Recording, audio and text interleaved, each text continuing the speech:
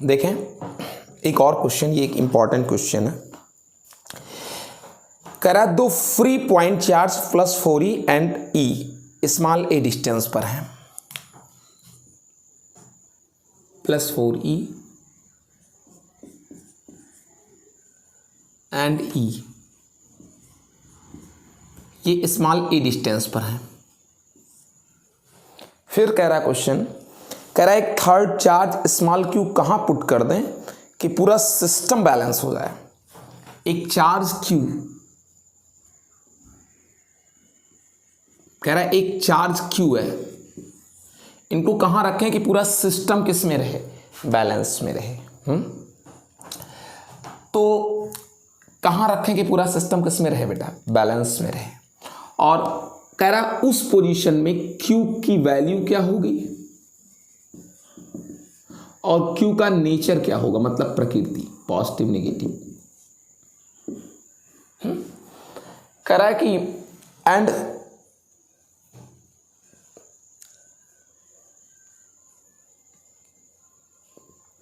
क्या बैलेंसिंग जो होगी वो स्टेबल होगी या अनस्टेबल होगी। जो बैलेंसिंग होगी वो स्टेबल होगी कि अनस्टेबल होगी।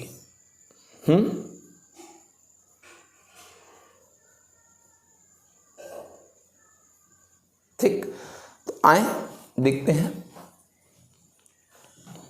पहली चीज तो ये है कि ये क्यों निगेटिव हो जाए अगर, चूंकि इसको रखना है यहां पे, इन दोनों के बीच रिपल्सन है 4e एंड e के बीच।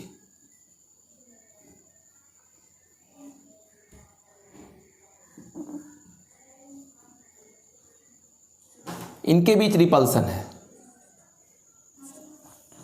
4e एंड e के बीच, और वो रिपल्सन है ये। और जब आप यहां पर अगर पॉजिटिव रख दोगे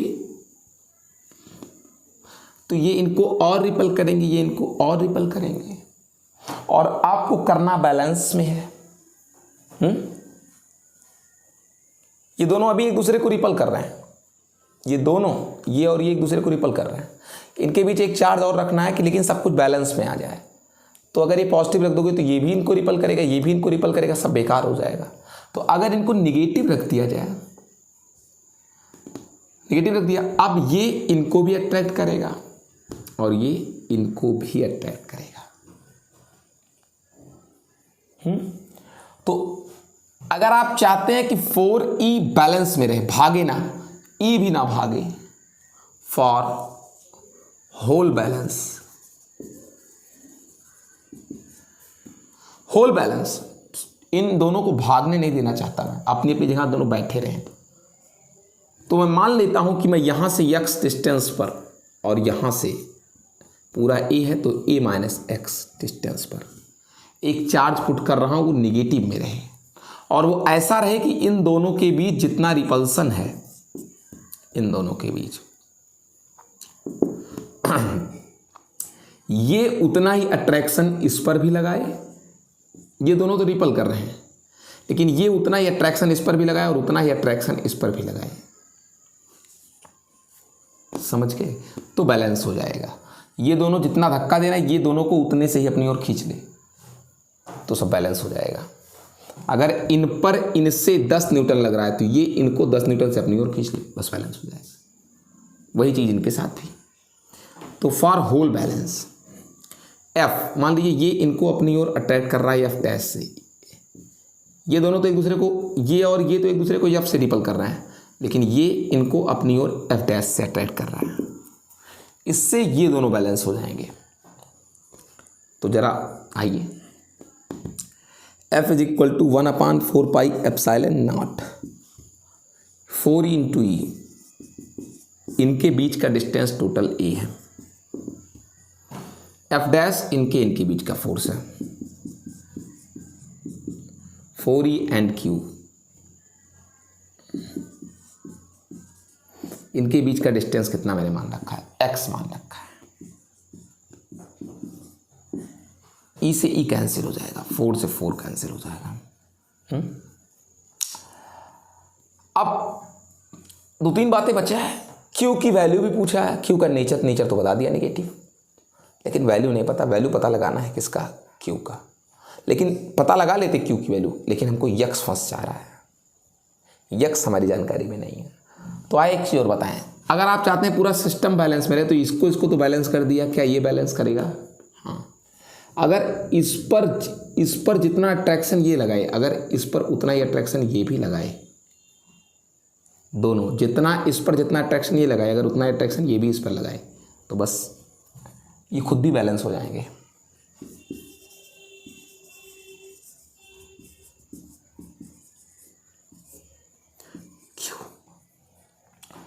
फोर्स इनके और इनके बीच इज इक्वल टू फोर्स इनके और इनके बीच। ये जितना अट्रैक्शन इस पर लगाएं, उतना ये भी इन पर अट्रैक्शन लगाए।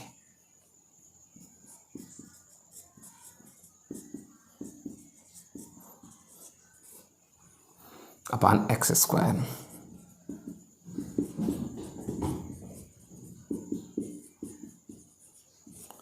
ए माइनस एक्स स्क्वायर।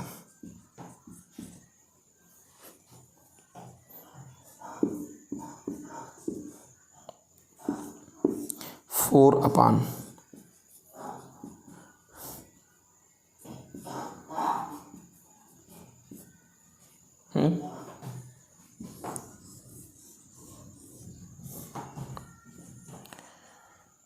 इसको इधर भेज दो।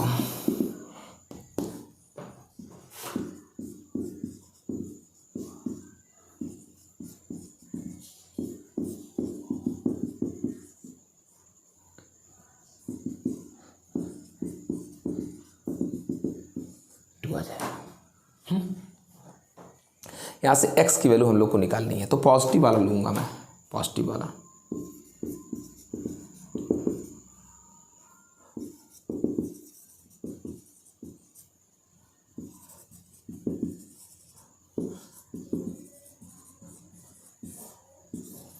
टू ए बाई थ्री आ गया। अब x की वैल्यू उठाओ, क्वेश्चन नंबर फर्स्ट में रखो।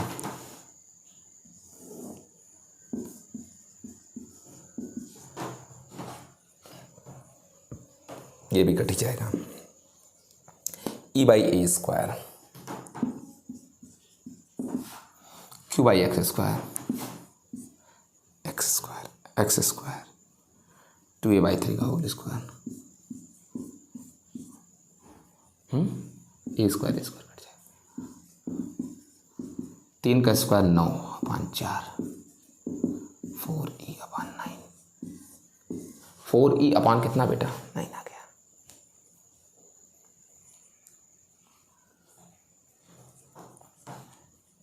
ये पूरा जो सिस्टम है, इस पर सब पर नेट बल 0 है, इस पर भी नेट बल, इस पर भी नेट बल, इस पर भी नेट बल।